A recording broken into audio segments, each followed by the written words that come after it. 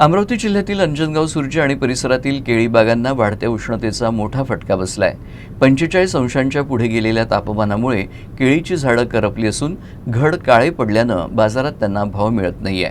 त्यामुळे शेतकरी आर्थिक संकटात सापडले असून तातडीनं पंचनामे करून मदत देण्याची मागणी केली जात आहे। राज्यात वाढत्या उष्णतेचा मोठा फटका आता फळबागांना बसू लागलाय।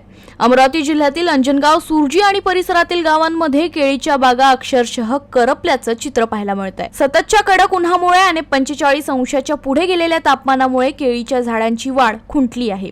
अनेक ठिकाणी पानं पूर्णपणे सुकली असून झाडांवरील केळीचं गडदही काळं पडलं।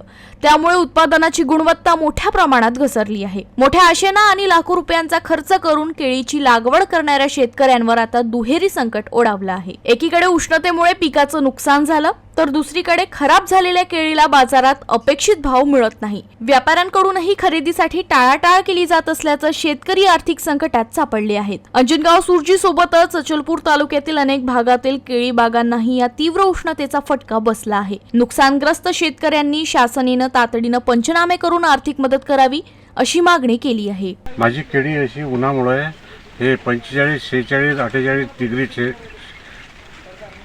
तापमान होऊन राहिलं। त्याच्यामुळे हे केळी जळून भाजलेली आहे आणि खूप नुकसान झालेलं आहे। तसंच ते पिलातलं जे पाणी असते ते सोकून हे सगळं केळी पडून राहिली।